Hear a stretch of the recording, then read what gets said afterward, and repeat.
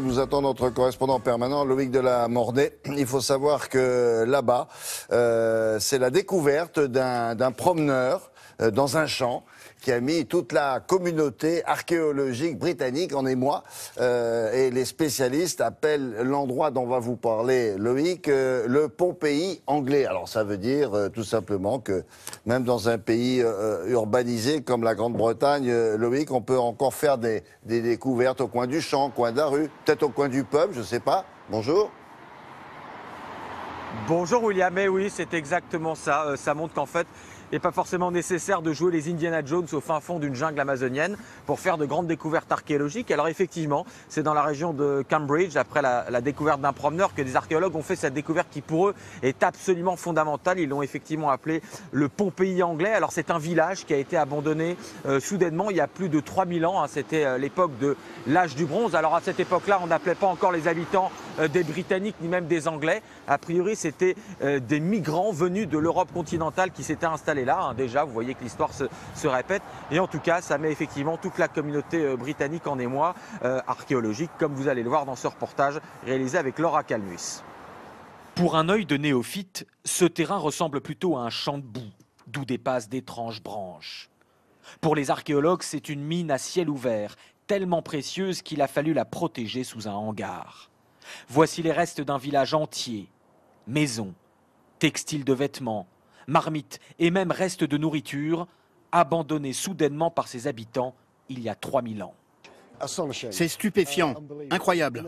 Nous sommes là sur un site datant de l'âge de bronze, avec une maison intacte et son toit au-dessus. Ça appartenait à quelqu'un il y a 3000 ans et on peut la visiter. En observant des traces sur les restes des maisons et sur les objets, les archéologues ont trouvé l'explication. Un gigantesque feu s'est déclenché, conduisant les habitants à abandonner le village. Ce site est comparable à Pompéi. Il y a eu une catastrophe. Tout le monde est parti rapidement, laissant derrière eux leur nourriture, vaisselle et les gens qui ont péri sur place.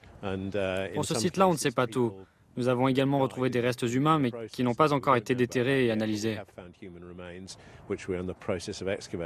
Le site avait été découvert par hasard par un promeneur intrigué par ces poteaux qui sortaient de terre. Un exemple supplémentaire que les grandes découvertes se font parfois au coin de la rue. C'est en creusant un parking municipal en 2012 que des ouvriers britanniques avaient retrouvé la sépulture et le squelette de leur ancien roi, Richard III. 530 ans après sa mort dans une bataille et 5 siècles après avoir perdu toute trace de son tombeau, les Anglais ont réenterré solennellement leur monarque dans la cathédrale de Leicester.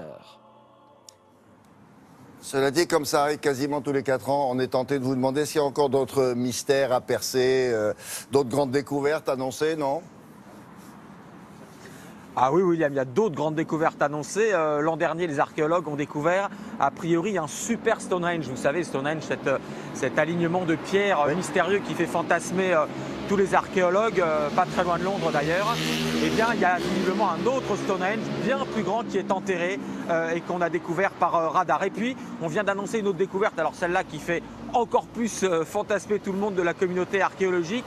L'Atlantide britannique aurait été découverte un petit peu au nord, près des îles Orkney et dans la mer du Nord. En fait, a priori, il y a bien tout un village ou plusieurs villages engloutis il y a plus de 8000 ans qui a été découvert. Alors actuellement sous la mer, c'était l'époque en fait où la Grande-Bretagne était encore reliée à l'Europe. Il n'y avait pas d'île, c'était le continent qui continuait jusque-là. Et puis voilà, les eaux se sont ouvertes, les eaux ont recouvert ces villages. Les scientifiques ont découvert ces villages engloutis et cela les intrigue beaucoup. Ils vont aller l'explorer dès l'an prochain. Bon, à suivre. Hein. Bon week-end, merci beaucoup. Et on se retrouve demain, Loïc, pour C'est un monde. La revue de presse, c'est maintenant celle de Patrice Romden.